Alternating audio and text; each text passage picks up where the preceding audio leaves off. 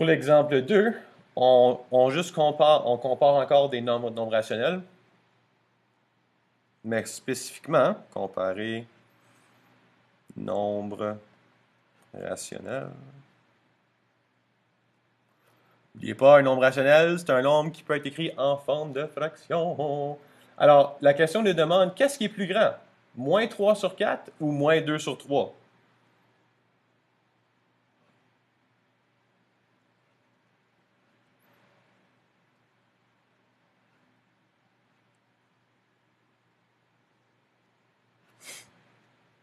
Alors, ici, on a deux valeurs, deux façons très raisonnables de trouver notre réponse. Qu'est-ce qui est plus grand? Méthode numéro un pourrait être, comme qu'on a utilisé à la dernière question, transformer nos fractions en valeurs décimales, puis après ça, voir qu'est-ce que ça nous donne. Alors, si on prend 3 quarts, 3 divisé par 4, ça va donner 0,75. Alors, moins 3 sur 4 serait moins 0,75. Et 2 sur 3, 0,66666666. Alors, moins 0,6 périodique. Alors, qu'est-ce qui est plus grand? Est-ce que c'est moins 0,75 ou moins 0,6? Faites attention. OK? Moins 0,75, t'enlèves le moins et puis ça a l'air comme le chiffre le plus grand. Mais ça veut dire que c'est la valeur qui est la plus négative, qui veut dire qu'il y a la valeur la plus petite.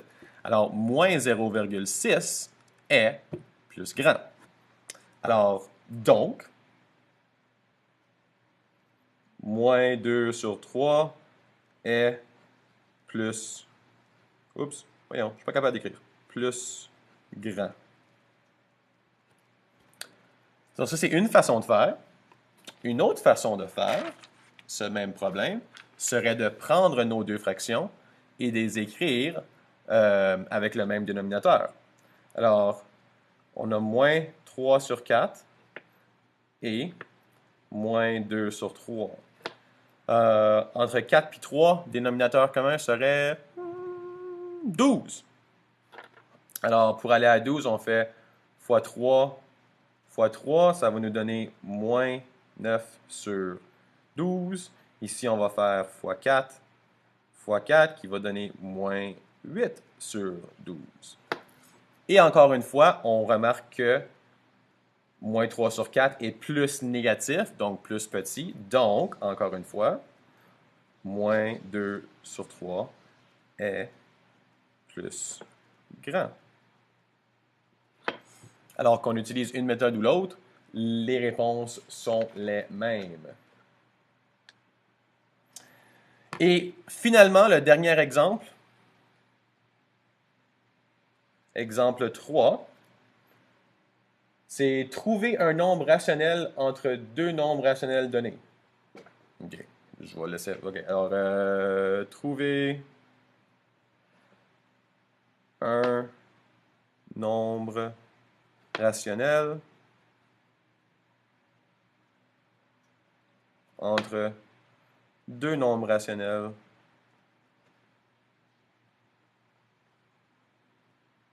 donnés.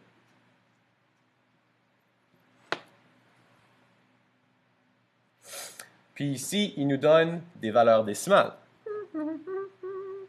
Donc, moins 0,6 et moins 0,7.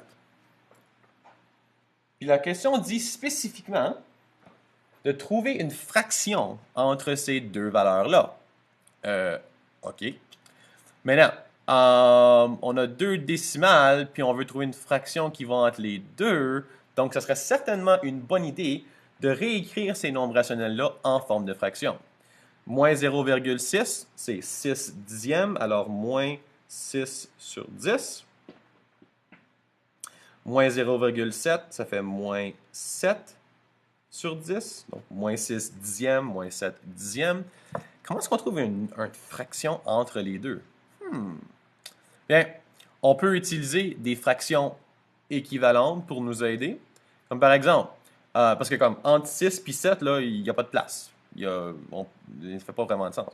Mais si on prend 6 dixièmes, puis on le réécrit comme étant moins 60 sur 100. OK, j'ai fait fois 10 en haut, fois 10 en bas.